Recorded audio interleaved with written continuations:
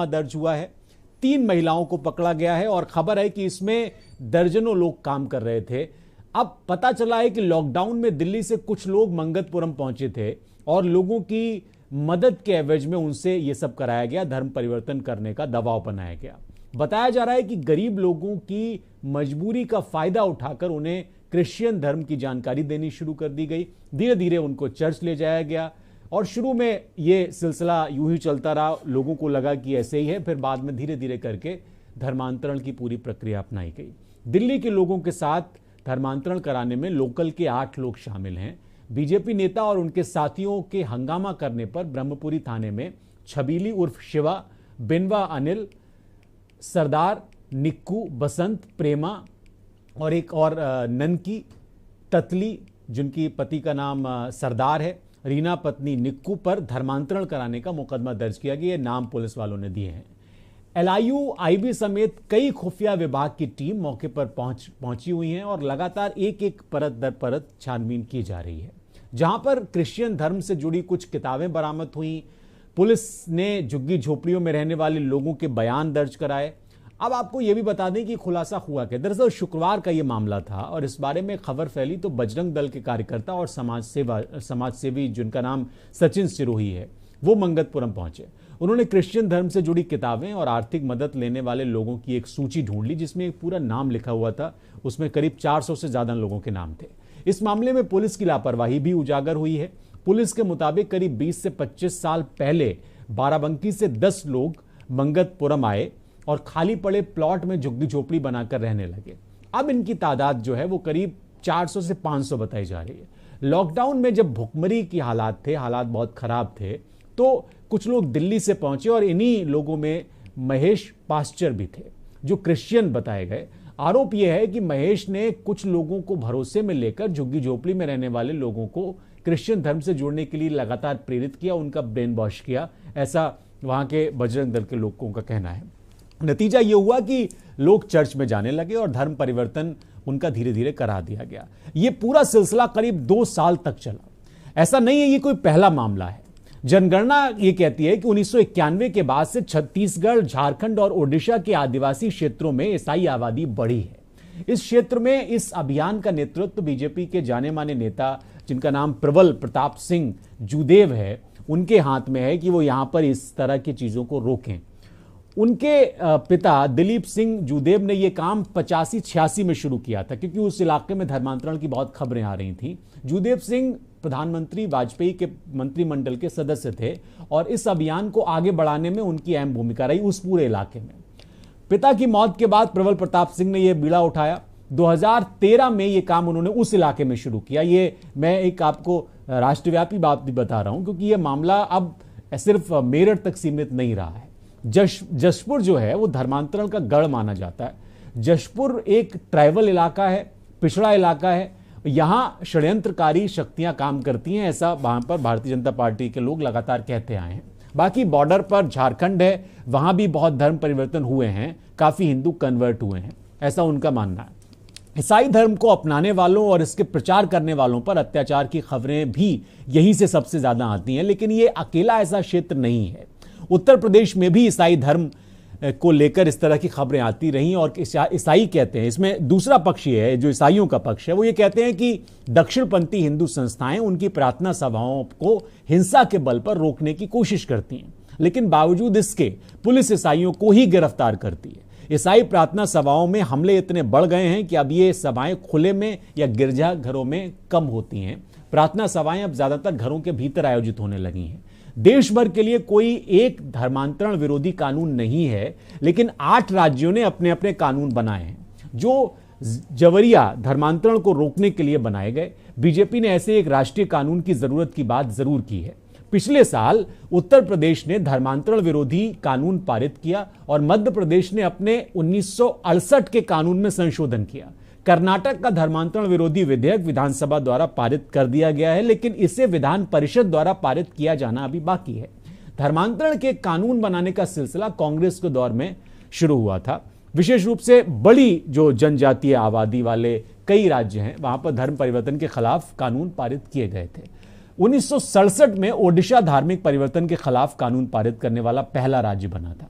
मध्य प्रदेश ने 1968 में धर्मांतरण विरोधी कानून पारित किया। अरुणाचल प्रदेश ने 1978 में इसी कानून को बनाया और इसके बाद 2002 में तमिलनाडु ने जबरन धर्म को बदलने के खिलाफ कानून पास किया।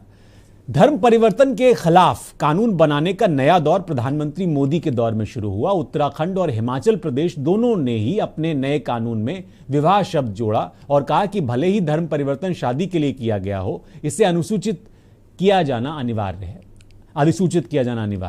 उत्तराखंड में कानून ने धर्मांतरित होने वाले व्यक्ति के माता पिता और भाई बहनों को अधिकार दिया है कि अगर उन्हें लगता है कि ये नियमित प्रक्रिया का पालन किए बिना धर्मांतरण हो रहा है तो वो जिला मजिस्ट्रेट से शिकायत कर सकते हैं।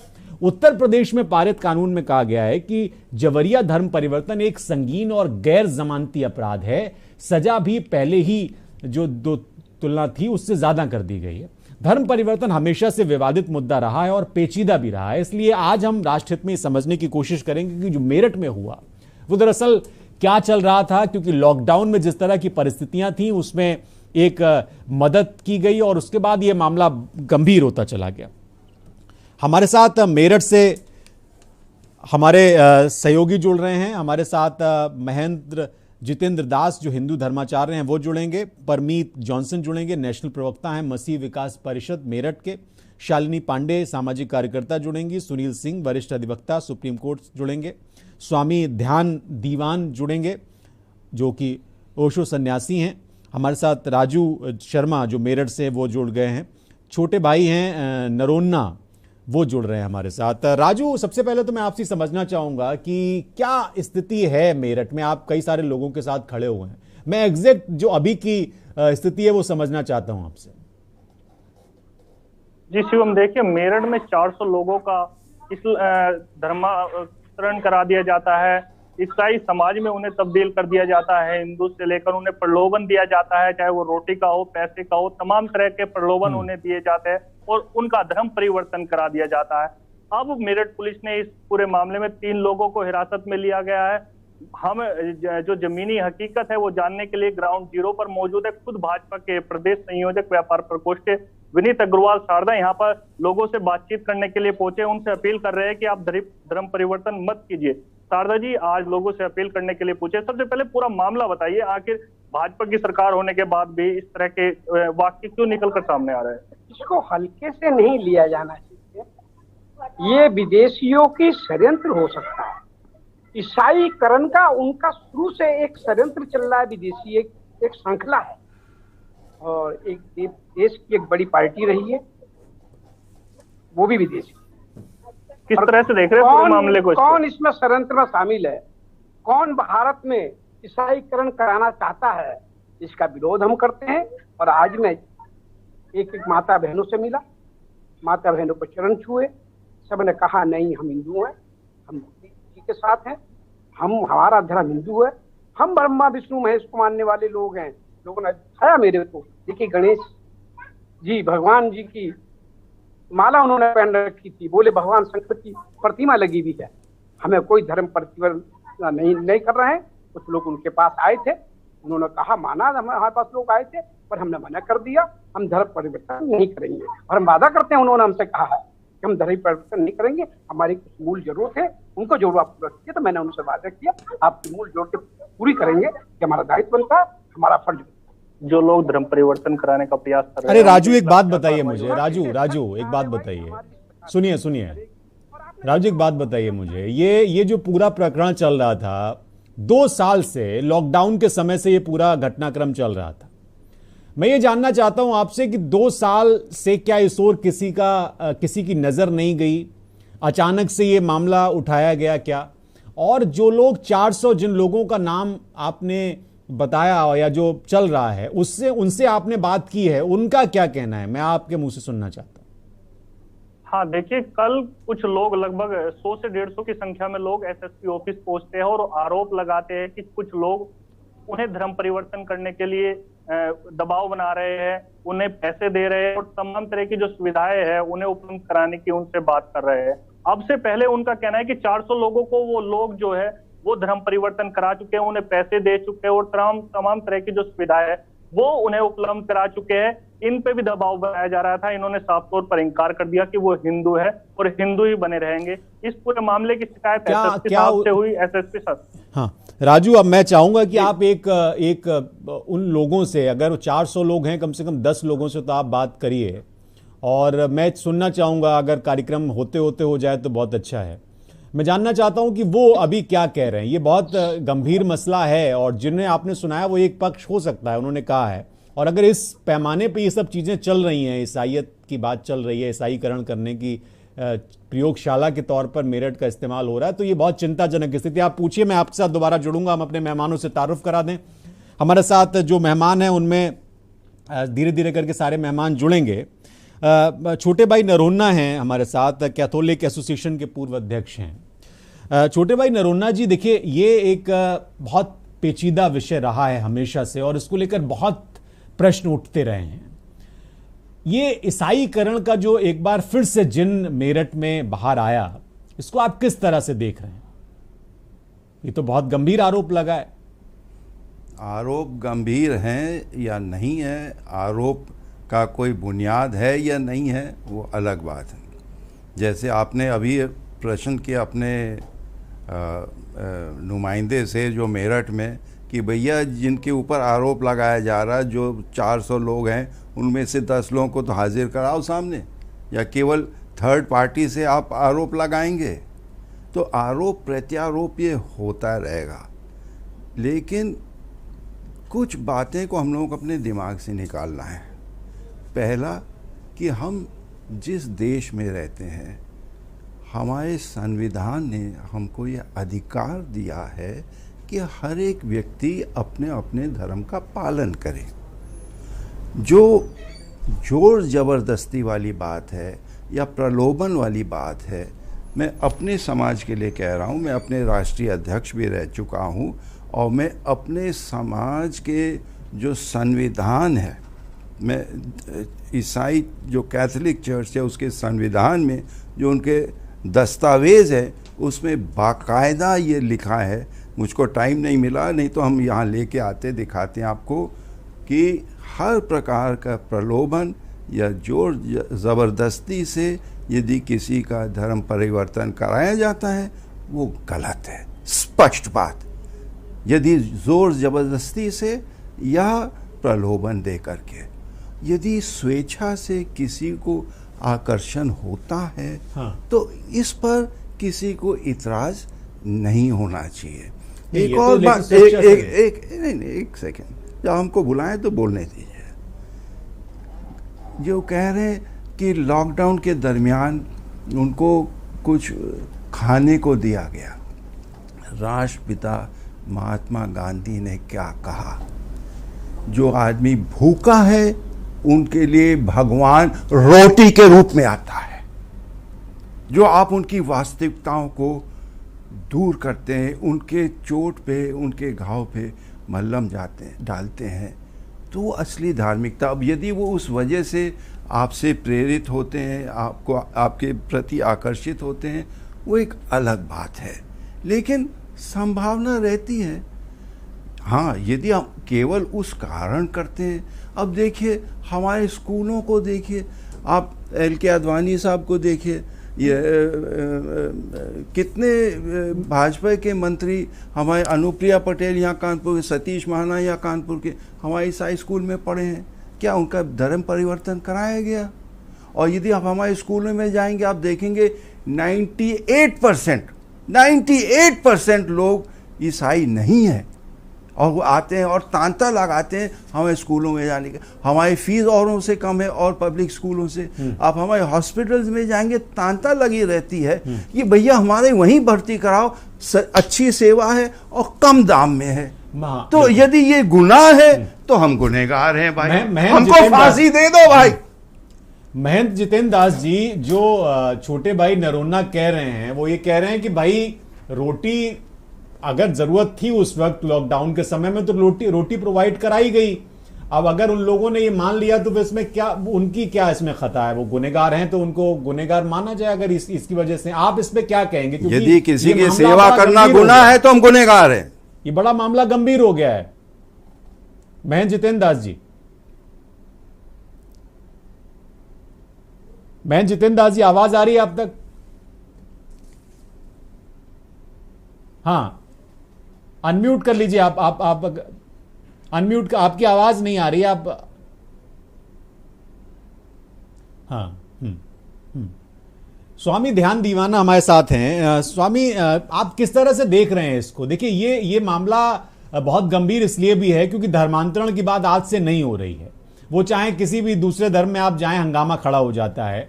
और ईसाईकरण को लेकर जो आरोप लगा रहे हैं मेरठ के भारतीय जनता पार्टी के लोग, और जो पूरा मामला निकलकर सामने आया, इसको आप किस तरह से देख रहे हैं? क्योंकि एक पक्ष ये कह रहा है भाई हमने तो रोटी मुहैया कराई, अब उसको अगर धर्म परिवर्तन से जोड़ा जा रहा है तो ये गलत है।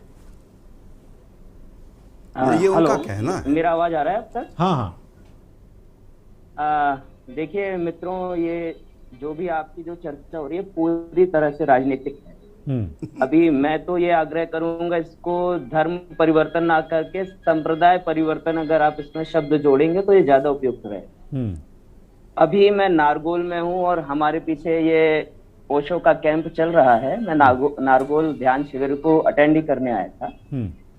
तो अभी यहाँ जितने भी लोग आप मेरे पीछे देख रहे होंगे, सब ध्यान कर रहे हैं। और ये ध्यान इसलिए कर रहे हैं क्योंकि ये अपने जो इनका लाइफ है उसके स्ट्रेस और तनाव से पीड़ित और परेशान है। अभी ये यहाँ क्यों आए? ये यहाँ इसलिए आए हैं कि इनको मानसिक तनाव से ये फ्री हो जाए। अच्छी बात। और जब ये फ्री हो जाएंगे, ये आनंदित हो जाएंगे, तो अभी इनको ये नहीं बोलना पड़ेगा कि आप अपने हिंदू धर्म को छोड़कर आ जाइए, ईसाई में परिवर्तन हो जाइए, या ईसाई को बोलेंगे हम इसमें आ जाइए। नहीं, धर्म का जो भी मामला है वो व्यक्तिगत मामला है। अभी अगर किसी से आपको प्रेम हो जाए तो वो आपका एकदम व्यक्तिगत मामला है। धर्म तो और भी व्यक्तिगत बात है। तो सीधा सा मतलब आप ये समझिए कि जिस भी आदमी को या जिस भी मनुष्य को जहां भी आध्यात्मिक शांति, मन की शांति महसूस होगी। अभी मैं पिछले 12 सालों से ध्यान में हूँ। और अगर आप अभी जब मैं आपकी डिबेट सुन रहा था और मित्रों की स्पीच देख रहा था तो वो कह रहे थे हम ब्रह्मा को नहीं मानते, विष्णु को नहीं मानते। अभी पिछले 12 सालों से तो ये सारी चीजें हमारे अंदर से भी निकल गई। हम पुरानी किसी धारणा को फॉलो नहीं करते। हमें हमारे जीवन में आनंद कैसे फलित हो जाए, हमारा वही मकसद होता है। हम कितने आनंद हो जाए, आनंदित हो जाए। ये एक पक्ष और है ना, आनंद स्वामी ध्यान दीवाना जी। देखिए, ये एक पक्ष है, आप इसको भी खारिज नहीं कर सकते। समाज में जो कुछ भी चल रहा है आप उससे आंखें तो नहीं बंद कर सकते। अब ये अगर 400 लोगों के धर्मांतरण का मामला उठा तो अब ये तो नहीं है कि भाई क्यों किया गया, इस पे बात तो होनी चाहिए, क्योंकि अब हंगामा खड़ा हो गया है, उसमें कानून व्यवस्था इन्वॉल्व हो गई है। इसीलिए हम समझना चाह रहे हैं कि ये मामला दरअसल धर्मांतरण का है क्या, क्योंकि ओशो तो बहुत बड़े, दुनिया में ऐसा दार्शनिक होना मुश्किल है। आप अगर उनके पद चिन्हों पे चल रहे हैं, उनके बताए रास्ते पे चल रहे हैं, तो वही तो मैं समझना चाह रहा था। खैर, मैं आऊंगा आपके पास। मैं जितेंद्र दास जी, आवाज आ रही है आपके पास?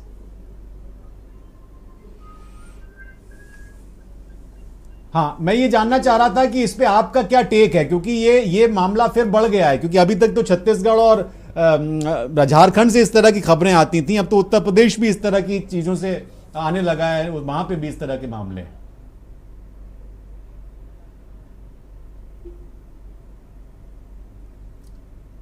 प्लीज उनका ऑडियो सही करिए आप, अगर दोबारा से उनको जोड़िए। सुनील सिंह जी हमारे साथ हैं। सुनील सिंह जी, इसके मैं कानूनी पक्ष को समझना चाहता हूं। देखिए, ये कानून में इसका जिक्र है, अलग अलग राज्य अपने अपने तरीके से देखता है, लेकिन ये पेचीदा विषय तो है ही, और ये राजनीतिक मुद्दा भी है, जैसा कि स्वामी ध्यान दीवाना ने कहा। इसको कानून किस तरह से देखता है? क्योंकि ये मामला सामने आने के बाद अब फिर ये सवाल उठने लगे कि ये राजनीतिक बात हो गई, इससे एक पक्ष को फायदा होगा, एक पार्टी को फायदा होगा। एक अभी मैं सुन रहा था मेरठ से कुछ लोग थे, वो कह रहे थे कि नहीं, एक पुरानी पार्टी के जरिए ये सब हो रहा है, कौन कर रहा है। इसको मैं कानूनी इसके पक्ष को समझना चाहता हूं आपसे। धन्यवाद। जहाँ तक मेरे विचार का विषय है, यह मेरा निजी अपना देखने का तरीका है।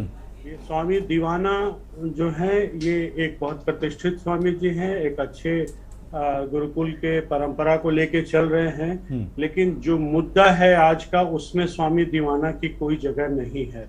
और न ही स्वर्गीय श्री ओशो के विचार की। यहाँ प्रश्न राष्ट्रहित का हो रहा है और ये टीवी चैनल राष्ट्रहित में चल रहा है और सारे लोग राष्ट्र के नागरिक हैं। प्रश्न है कि भारत के संविधान में 25, 26, 27, 28 ये 4-5 अनुच्छेद दिया गया है कि एक मौलिक अधिकार है कि इंसान को अपने धर्म को मानने का, जैसा कि हमारे ईसाई गुरु कह रहे थे अभी, और उसका संरक्षण संविधान ने आपको प्रॉमिस किया है। उसी धर्म के मौलिक अधिकार के रक्षा को देखते हुए यह धर्म परिवर्तन विरोधी कानून बनाया गया है और इस पर कार्रवाई की जा रही है।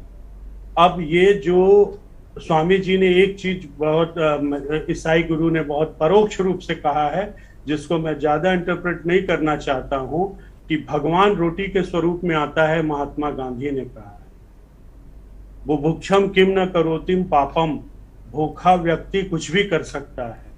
इसको भी मैं बहुत एनालाइज नहीं करना चाहता हूं। ऐसा क्यों हुआ? कोई ये पॉलिटिकल मैटर नहीं है, बहुत ध्यान से सुनिए और समझिए। ये सिर्फ और सिर्फ भारत की अखंडता और भारत की एक रूपता का प्रश्न है। ईसाई हैं आप, बहुत पहले आए थे, आपने यहाँ राज किया, आपका धर्म यहाँ चला, बहुत से स्कूल चल रहे हैं, सेंट जॉन, सेंट माइकल्स, तमाम। इनको अपने स्कूल भारतीय बाहर से नहीं आए, हम लोग यहीं के ईसाई, हम लोग बाहर से नहीं आए। सॉरी, हम लोग बाहर से नहीं आए, हम लोग बाहर से नहीं आए, प्रतिवाद करने नहीं आया हूँ और ना हम, लेकिन हम लोग बाहर से नहीं आए जी। आप कन्वर्टेड हैं, धर्म आपका। अरे कौन कन्वर्टेड नहीं है? मैं नहीं हूँ कन्वर्टेड, मैं ब्राह्मण हूँ, मैं नहीं हूँ कन्वर्टेड, और मैं धर्मनिरपेक्ष हूँ। अरे धर्मनिरपेक्ष हमारे घर में दिवाली एक सुन्नी ने मनाया, मैं अपने गांव गया था। सुनिए, मेरी बात पे मत आइए, मैं पॉलिटिकल पार्टीज को नहीं बनाना चाहता। देवबंद का रहने वाला सुन्नी, सुन्नत को मानने वाला, उसने हमसे फोन पे कहा कि मैं आपके दरवाजे दिया जला रहा हूं। मेरे चक्कर में ना पड़िए, मैं सिर्फ कानून की बात कर रहा हूं। कानून की बात में जा, व्यक्तिगत इसके लिए सिर्फ और सिर्फ सरकार के अलायु तंत्र और तमाम लोग जिम्मेदार हैं, जो कि सही समय पे नहीं अपने को एक्टिव करते। इसके लिए जो हमारे गुरुजी अभी नाराज हो रहे हैं, जो कार्य ये कर रहे हैं, ये कार्य एमएलए, एमपी इनको करना चाहिए। आपके क्षेत्र में यदि कोई भूखा है, यदि कहीं पे हॉस्पिटल प्रॉपर नहीं है, ट्रीटमेंट नहीं है, या कोई दुख है, सुख है। अभी उत्तर प्रदेश में नए नए बनाए गए मंत्री साहब 2 इनोवा कार और 1 पायलटिंग कार लेके चल रहे थे, जो कल तक इस चुनाव से पहले पैदल चलते थे, और अपने उस मोहल्ले में जिसमें बैलगाड़ी नहीं जा सकती, क्या वो पैदल नहीं चल सकते थे? क्या वो उन गरीबों के बस्ती से निकल रहे थे, उनको प्यार करते सहलाते हुए नहीं जा रहे थे? तो ये तो इसका सुनील इसका कारण देखिए, सुनिए, जो कुछ हुआ है ये सब भाई, जहाँ पे कमी, इन्होंने ठीक कहा कि भाई कोई भूखा था, हमारे रिलीजन में है, हम भूखे को रोटी देंगे, इन्होंने दिया। ये तो हर धर्म में है कि भाई भूखे को रोटी खिलाई जाए, इसमें पर अगर इसमें कहीं मिसचीफ है, इसमें अगर कहीं कोई बदमाशी है, वो कानून के दायरे में आएगा। 10 साल की भी सजा है, 3 साल की भी सजा है, आप शादी नहीं करा सकते, ये सारी चीजें हैं। लेकिन ये पूरे राष्ट्र की, पूरे समाज की, हर किसी की जिम्मेदारी है कि शिक्षा हर जगह नहीं जा रही। जैसे ये लोग इम्पार्ट कर रहे हैं एजुकेशन, आप तमाम स्कूल कॉलेज अच्छा करिए, पढ़ाई दीजिए, ऐसा क्या ये चिंता का विषय है?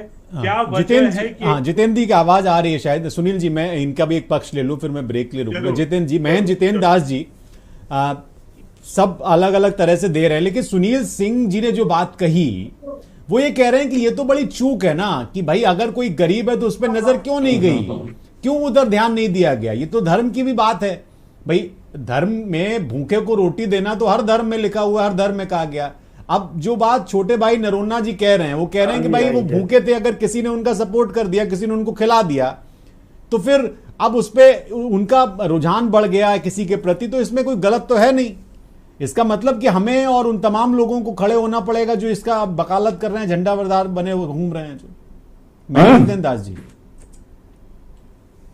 हमारी चल रही है अभी लाइव में। हाँ महंत जी बोलिए।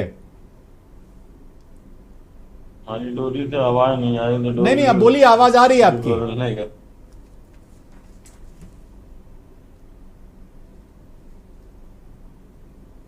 महंत जी आपकी आवाज आ रही है, आप बोलिए।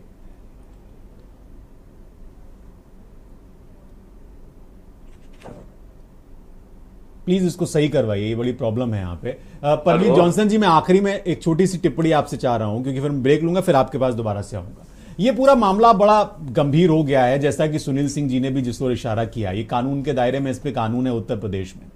अब मैं आपकी प्रतिक्रिया चाहता हूं, ये सब क्या था? क्या वाकई में जो नरोन्ना जी ने जिस ओर इशारा किया, क्योंकि वो ये कह रहे हैं कि भाई किसी को आप कोई लालच दे के नहीं कन्वर्ट कर सकते, अगर उनकी इच्छा है तो आप करिए, लेकिन यहां पर लालच का पुट है कि भाई आपने रोटी दी, आपने उनको उस समय मदद की और आपने फिर कहा कि आप ईसाई हो जाएं।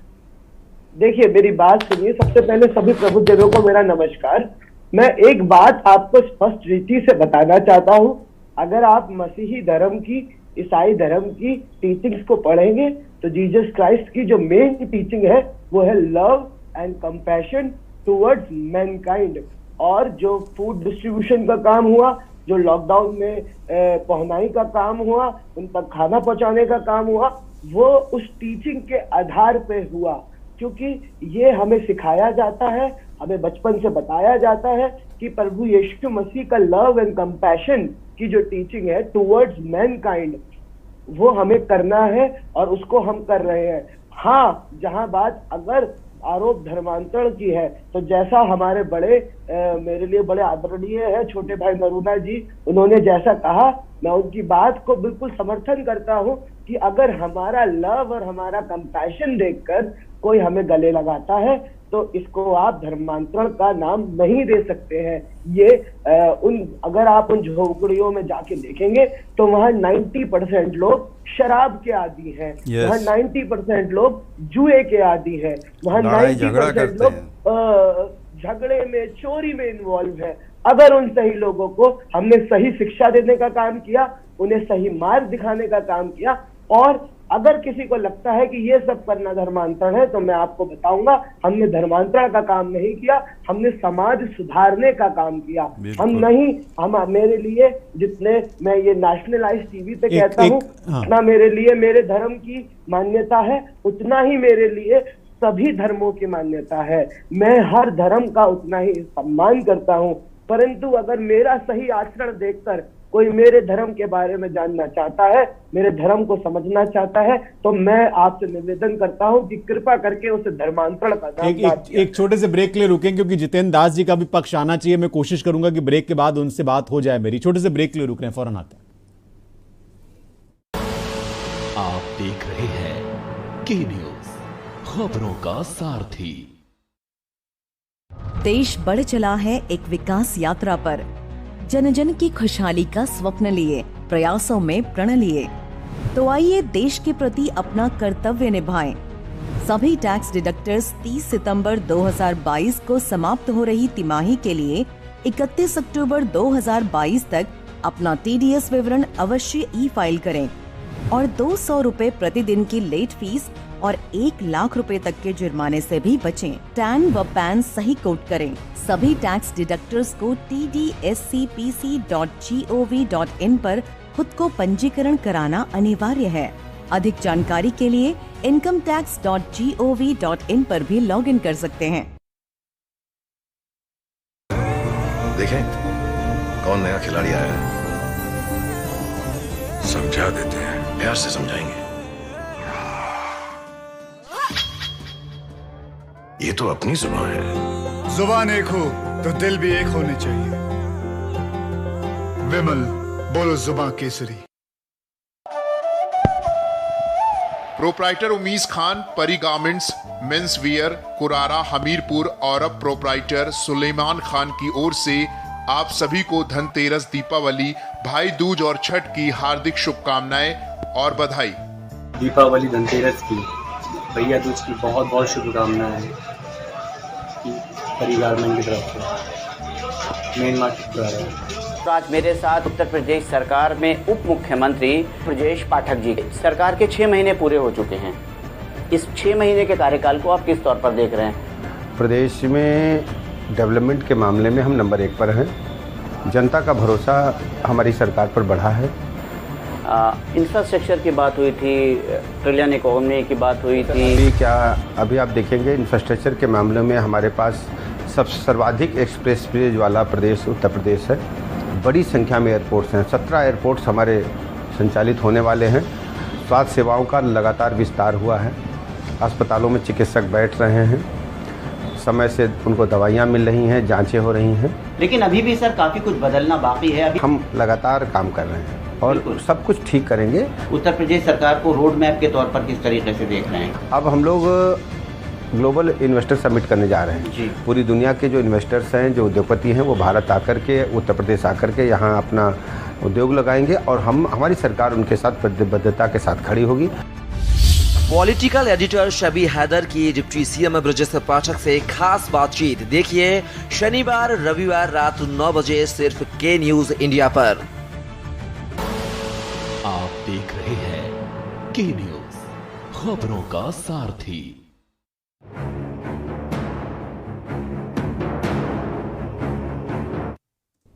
ब्रेक से हम लौट आए हैं। बात धर्मांतरण की हो रही है। मेरठ के मामले के बाद एक बार फिर से ये विषय फिर से उठा है। हमारे साथ जो पैनल है उसमें ये बात निकल कर सामने आई कि जो कुछ भी हुआ है इसमें एक चश्मे से इसको नहीं देखा जाना चाहिए। महंत जितेंद्र दास जी एक बार हैं फिर से, उनसे बड़ा प्रॉब्लम हो रही है, बात नहीं हो पा रही। जितेंद्र दास जी, आप मेरी आवाज़ सुन पा रहे हैं?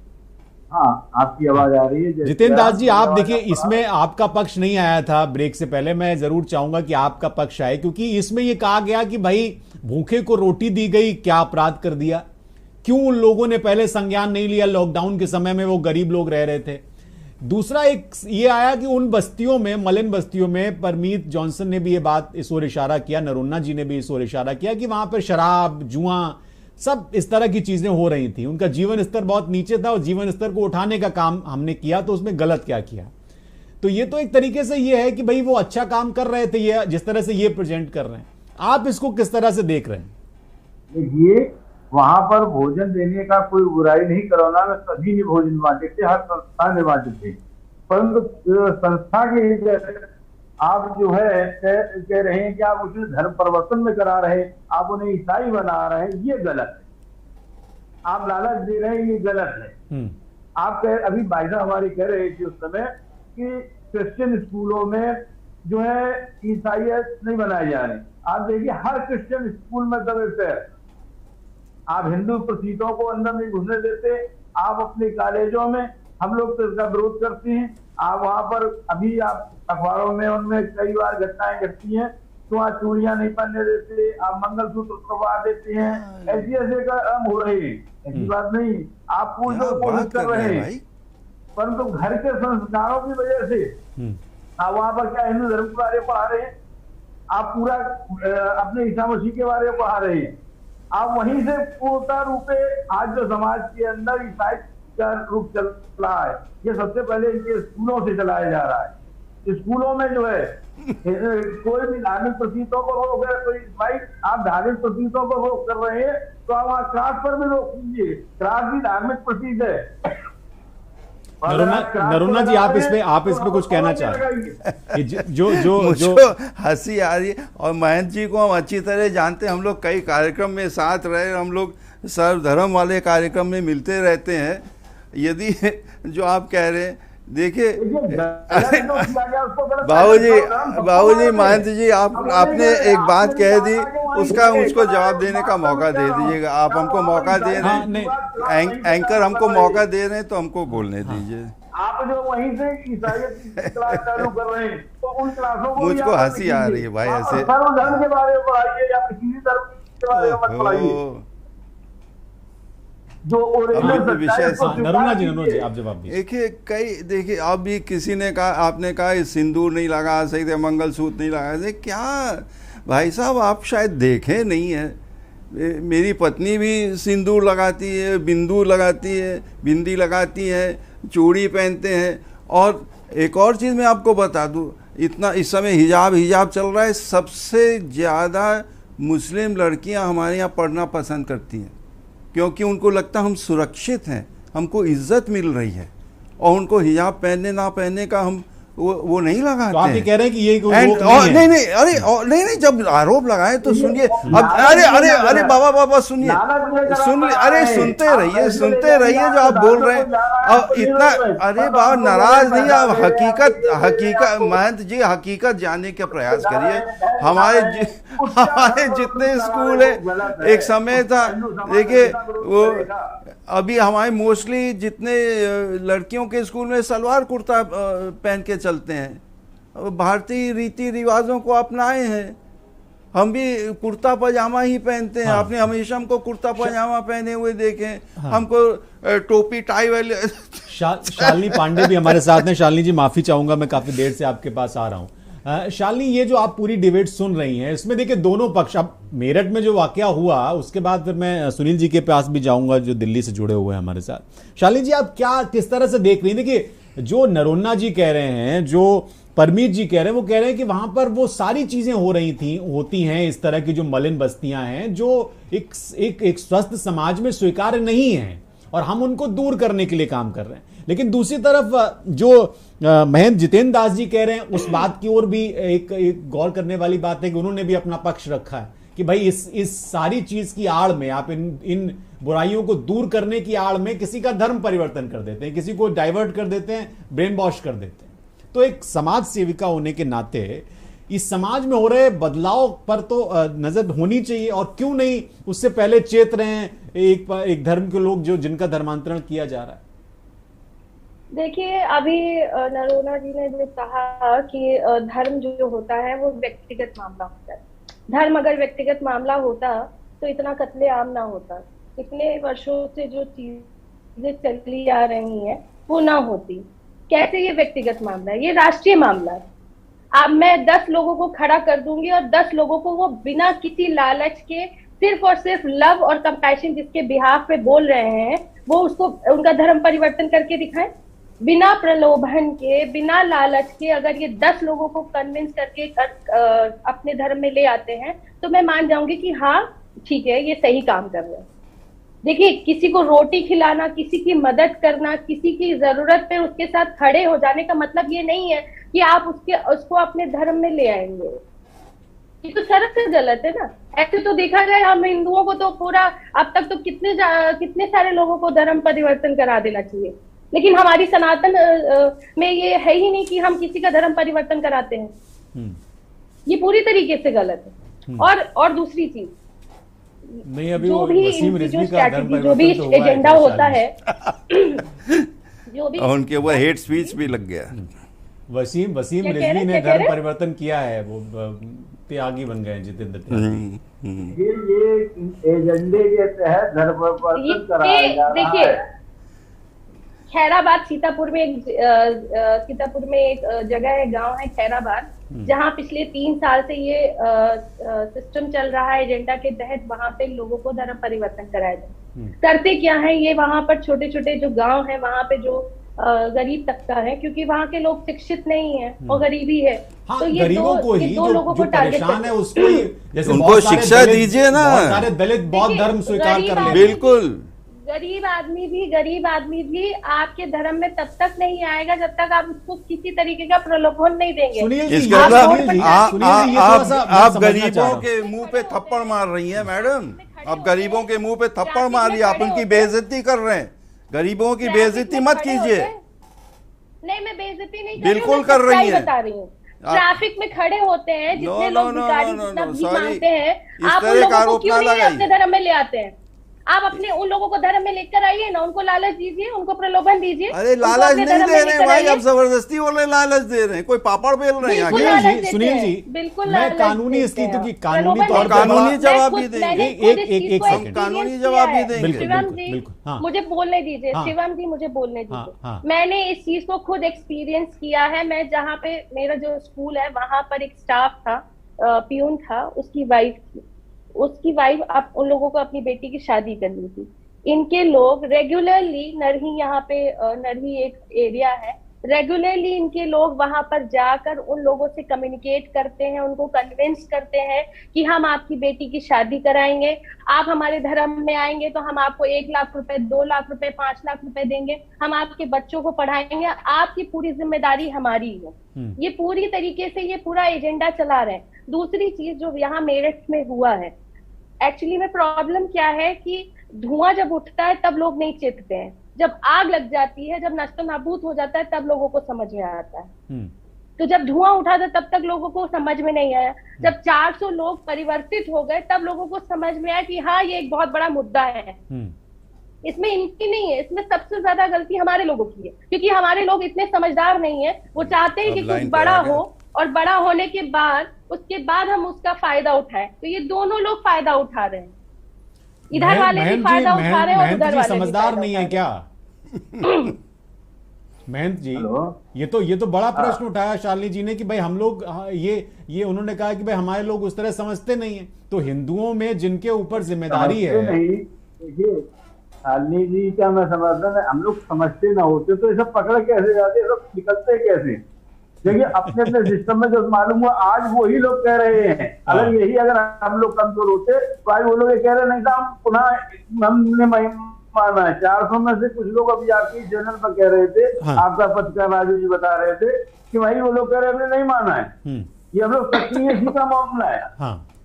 सुनील जी एक चीज, मैं आ रहा हूँ आपके पास। कहीं न कहीं सुनील जी ये एक पूरी बातचीत में एक चीज निकल कर आई है। देखिए एक परमीत जॉनसन जी हो या नरोन्नत जी हो, वो ये कह रहे हैं कि भाई हम प्रलोभन नहीं दे रहे हैं, अगर उनकी इच्छा हो रही है वो स्वेच्छा से आ रहे हैं। मैं धर्म परिवर्तन के कानून को समझना चाह रहा हूं, जो धर्मांतरण कानून यूपी में भी बना, उसको सख्त किया गया एमपी में, और लंबे समय से इस पर डिबेट चल रही है आजादी के बाद से। मैं समझना चाह रहा हूं कि किन सूरतों में धर्मांतरण माना जाएगा। कानून कहता है कि अगर आप शादी का प्रलोभन देखिए, किसी तरह का प्रलोभन या इंड्यूसमेंट, डायरेक्ट इनडायरेक्ट, परोक्ष अपरोक्ष, किसी भी तरह से अगर किसी को अपने तरफ, अगर आपके मन में एक विचार है या कोई षड्यंत्र है या कोई इसमें विदेशी फंडिंग है या जो इंस्टीट्यूशन अपने को बहुत उदार दिखा रही है, किसी भी धर्म की हो, बहुत उदार दिखा रहे हैं, बहुत ही दया कर रहे हैं, भोजन दे रहे हैं, कपड़ा दे रहे हैं, और अगर इनकी कोई ऑल वर्ल्ड कॉन्फ्रेंस हो रही है सीक्रेट, या ये सब सरकार रॉ आईबी का सब्जेक्ट है, ठीक है ना। और बहुत सी चीज मैं पर्सनली जानता हूं, पर इस मुद्दे पे यहाँ उसको लाने की जरूरत नहीं है। कोई अगर ये एकदम सही है, ये हमारा लॉ भी कहता है, जिस लॉ को आज हम लोग डिस्कस कर रहे हैं, कोई स्वेच्छा से करता है तो उसकी कहीं कोई मनाही नहीं है। लेकिन ये तय कैसे होगा सुनील जी? ये तो बड़ा पेचीदा मामला हो गया। फैसला कौन करेगा? जी हाँ, दोनों पक्ष को सुना जाएगा, परिवार को सुना जाएगा, पड़ोसियों को सुना जाएगा, आचरण क्या आपको लग रहा है कि मेरठ वाले मामले में आपको इस तरह की कोई बू आ रही है कि ये वाकई में इसमें कुछ ऐसा, अभी तो बड़ी अच्छी बातें हो रही हैं, लेकिन क्या आपको लग रहा है कि मेरठ वाले मामले में इस तरह का हो सकता है कुछ? देखिए, जब वो शराब ही पी रहे हैं तो उनके बुद्धि और विवेक की क्या बात की जाए। जब किसी का, जिसको हरि दारिद दुख दीना ताकि मती पहले हर लीना, वो अपने धर्म को छोड़ दे रहा है, अपने माता पिता को छोड़ दे रहा है। क्यों छोड़ दे रहा है? कोई अगर हम आज क्रिश्चियन हो जाएं, कल सुबह हमारे सारे दुख दूर हो जाएंगे, ऐसा नहीं है। न क्रिश्चियन धर्म कहता है, न मुस्लिम धर्म कहता है, न हिंदू। ये तो अपनी एक चॉइस है कि हम अपने जीवन का और धार्मिक आचरण का कैसे, ये इतना आसान। मैं बचपन से यीशु मसीह को अमर चित्र कथा की मेरे पास स्पेशल बाइंडिंग थी, मैंने खरीदा और अपने कलेक्शन में रखा और पढ़ा, और मैं उनको बहुत प्यार से पढ़ता था, खूब ध्यान से। जैसे, और हमारे यहाँ गुरुजी लोग आते, जैसे महंत जी लोग, इनकी गोद में मैं रामचरितमानस भी पढ़ा, कुरान की बातें भी सुना। हमको कोई नहीं कन्वर्ट किया। मैं हाजी मोहम्मद यूसुफ के गोद में खेल के बड़ा हूँ, पर मैं मुस्लिम कन्वर्ट नहीं हुआ। मेरे घर क्रिश्चियन, ये सॉफ्ट टारगेट आपको क्या लगता है? आपको क्या लगता है सॉफ्ट टारगेट कौन होते हैं? जैसे अभी एक शालिनी जी ने जो जिक्र, जो सक्षम नहीं है, जिनके पास साधन नहीं है, जिनके पास आपके एमएलए एमपी नहीं जाते हैं। मेरी बात का, तो धर्मांतरण के लिए एमएलए एमपी भी जिम्मेदार हैं बराबर के। हाँ, सुनिए मेरी बात, सिर्फ और सिर्फ तो सूली पे तो धर्मांतरण के लिए एमएलए एमपी को चढ़ाया जाना चाहिए। सर, क्रिश्चियन बाद में जिम्मेदार है, ग्राम प्रधान, एमएलए एमपी जिनको आप करोड़ों रुपए दे रहे हैं और जो इम्पाला कार में घूम रहे हैं सर, अगर आप हमको चुन लीजिए, मैं गाड़ी पे नहीं, मैं पैदल चलते हुए दिल्ली संसद में जाऊंगा। मैं कभी नहीं जाऊंगा, मैं अपने प्रोफेशन में बहुत मस्त हूं। ये पैदल चलना आजकल बड़ा राजनीति में फ्रूटफुल हो गया है। पैदल नहीं, no, I am not a Congress follower, हम ए पॉलिटिकल है। नहीं, बिल्कुल सही बात। संकेत लीजिए, हाँ। जो कोई भी गया उस मलिन बस्ती तो इसमें तो मेरठ के जो सांसद हैं, उस क्षेत्र के जो विधायक हैं, इनको बराबर के कसूरवार हैं, इनके ऊपर भी झंडा चलना चाहिए। आप 400 लोगों को देख नहीं पाए, नहीं, आप सो रहे थे क्या? सुनिए, कसूरवार नहीं है, अज्ञानी है, ये 100% अलायु। तो अज्ञानी आदमी कैसे पद पे रह सकता है? अज्ञानी को क्या, किसने अधिकार दे दिया है कि वो एमपी बने?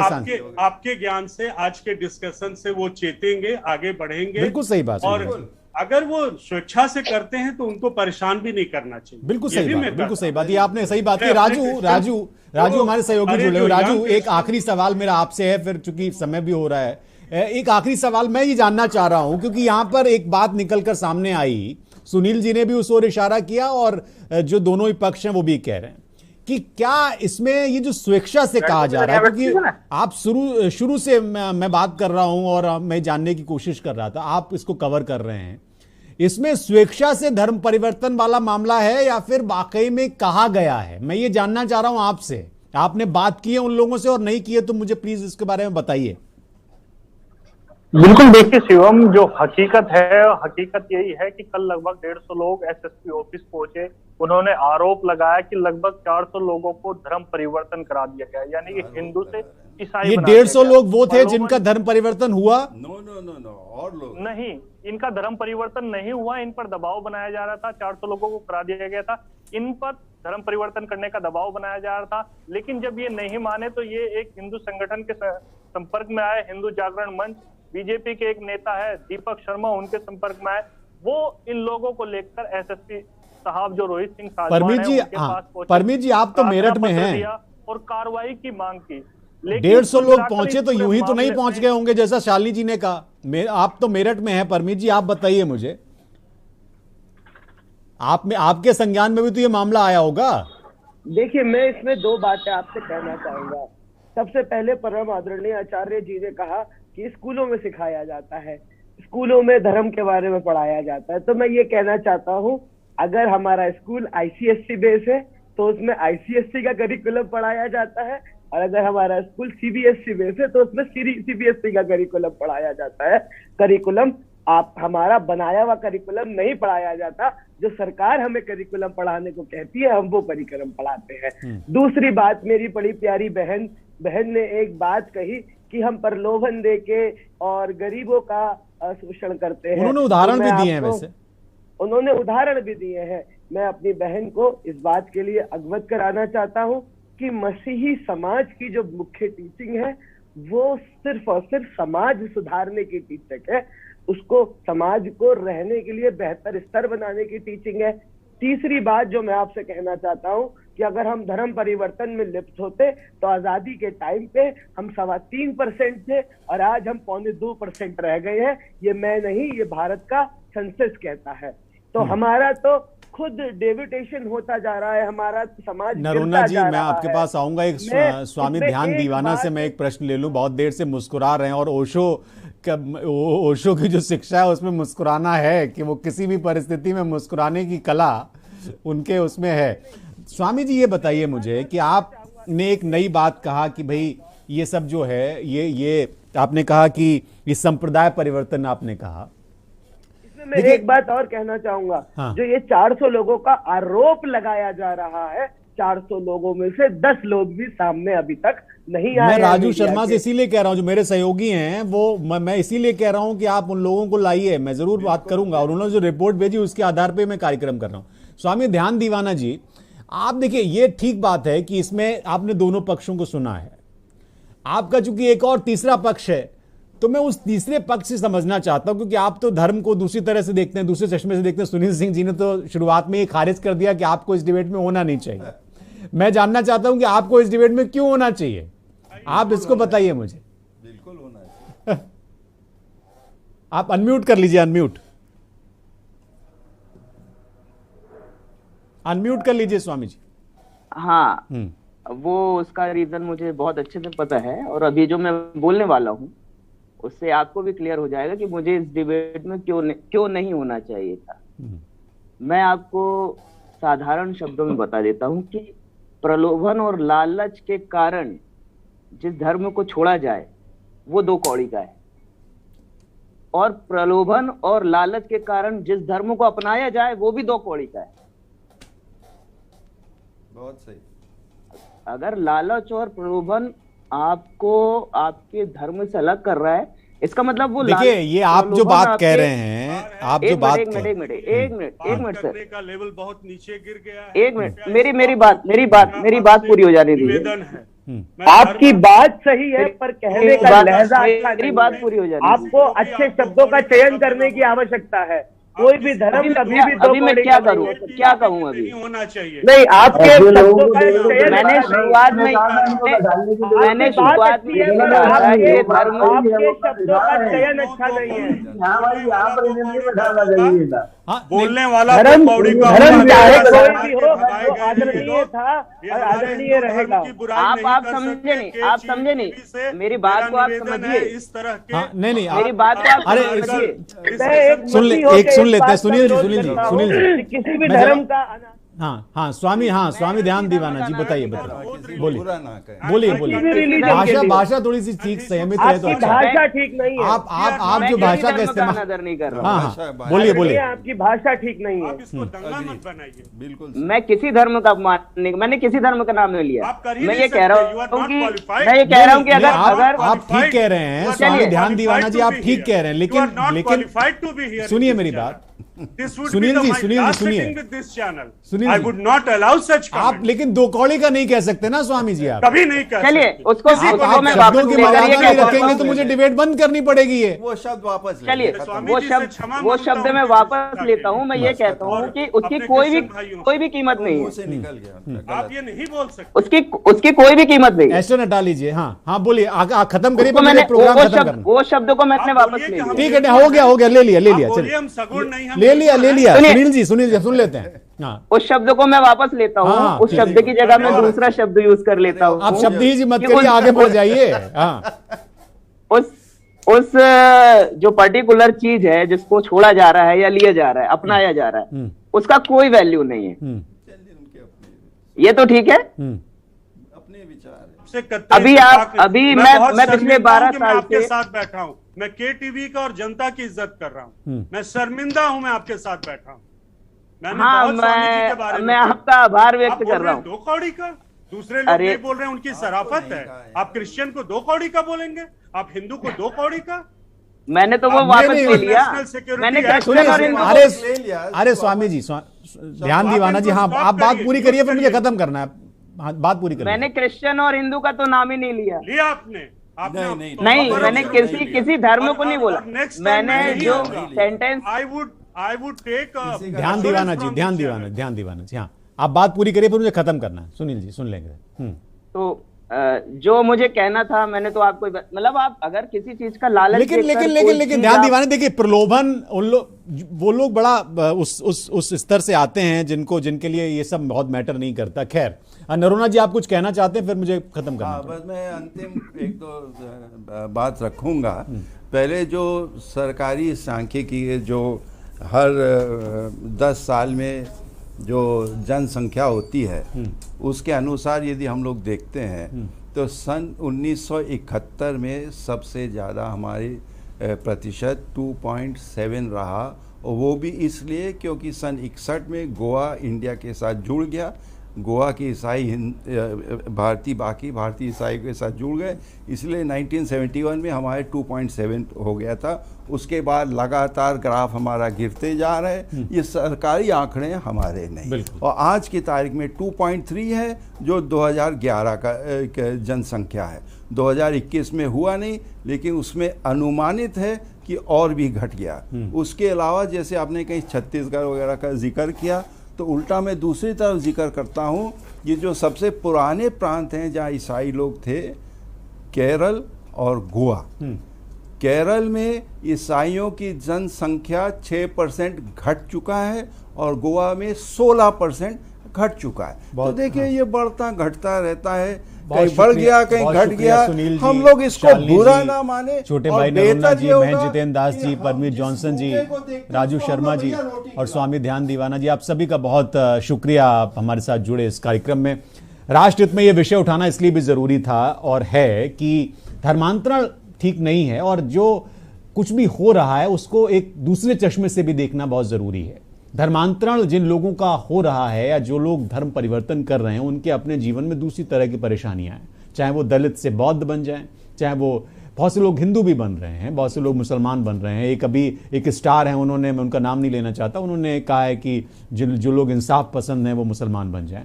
तो ये एक प्रक्रिया है और इसके बहुत सारे पहलू हैं, इसको अलग अलग चश्मे से लोग देखते हैं, अलग अलग डायमेंशन से देखते हैं। आप सभी लोगों का बहुत शुक्रिया, आपने राष्ट्रहित देखा, बहुत बहुत धन्यवाद।